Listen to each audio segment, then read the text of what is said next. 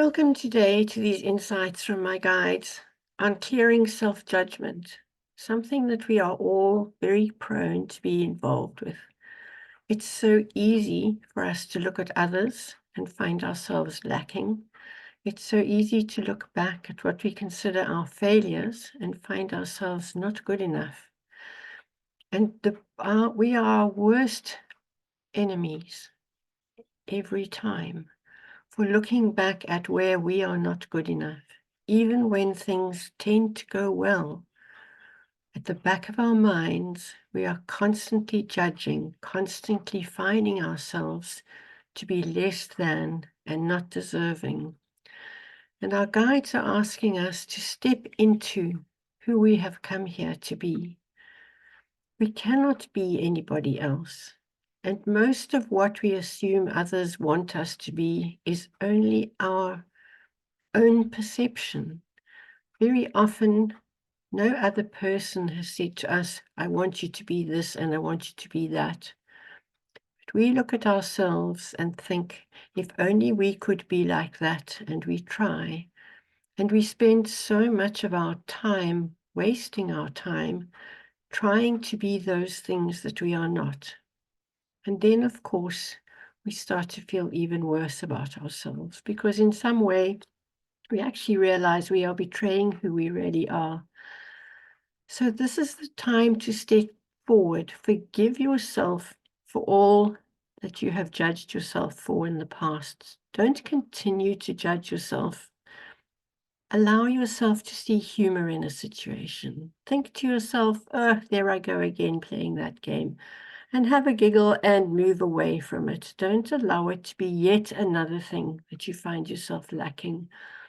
You are being asked to step away from the crowd, to step away from your old family and your social conditioning, because much of that has not served you.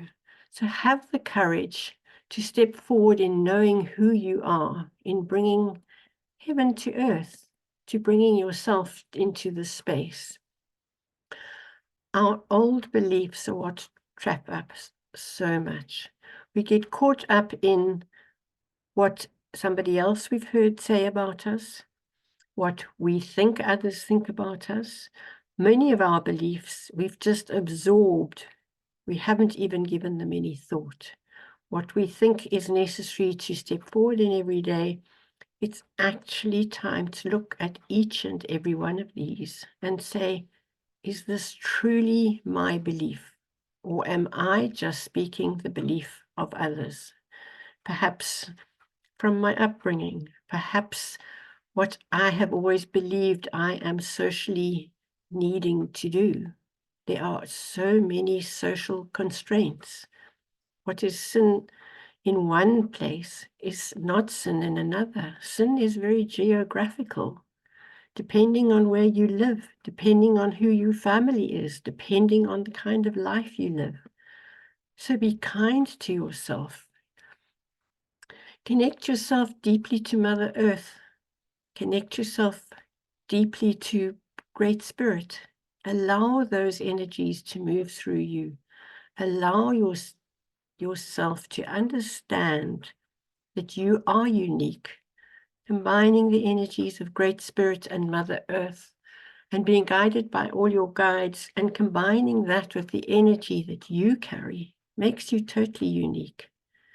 Your guides are dependent upon you to bring their gifts into this world. So as much as we are dependent on our guides for guidance and protection, so they need us. And we need to remember that. We need to free ourselves from those things which make us feel that we are not worthy. It really doesn't help us in any way. And it goes as far as looking at the things that you gather around you. Do those objects still define who you are today? Or do they define who you used to be? It's important to let go of things as well as of emotions. If you have something that you've bought after a fight with your other person in your relationship, and you've bought it to make yourself feel better, that thing, no matter how beautiful it is, will always hold the energy of the argument, of the distress, and it will continue to bring you down. So fly in the knowledge of who you are. You cannot be anybody else. You can only be yourself, and nobody can be who you are. It's time to look at yourself. You need to find trust and balance within yourself. Look carefully when you're faced with a situation. How does it feel? Does it feel comfortable? Feel it in your body. Even goes so far as to find just where in your body you're feeling this. And then understand the difference between something that is feeling like it belongs and it resonates, and something that feels that it's not right. And only take action once you've already resonated with something. It doesn't help to make lists of pros and cons. You can talk yourself into any bad decision, and you can talk yourself out of any good decision. Allow your body and your emotions, your intuition, and your wisdom to find the resonance of anything within yourself before you take action on it. In this way, you will learn to trust yourself, and you will always stay in balance. And you will not fall into self-judgment nearly so often. You will be able to guide yourself through understanding the strength and the joy of who you are. Thanks for listening today. If you would like to get hold of me at any time, please feel free to contact me.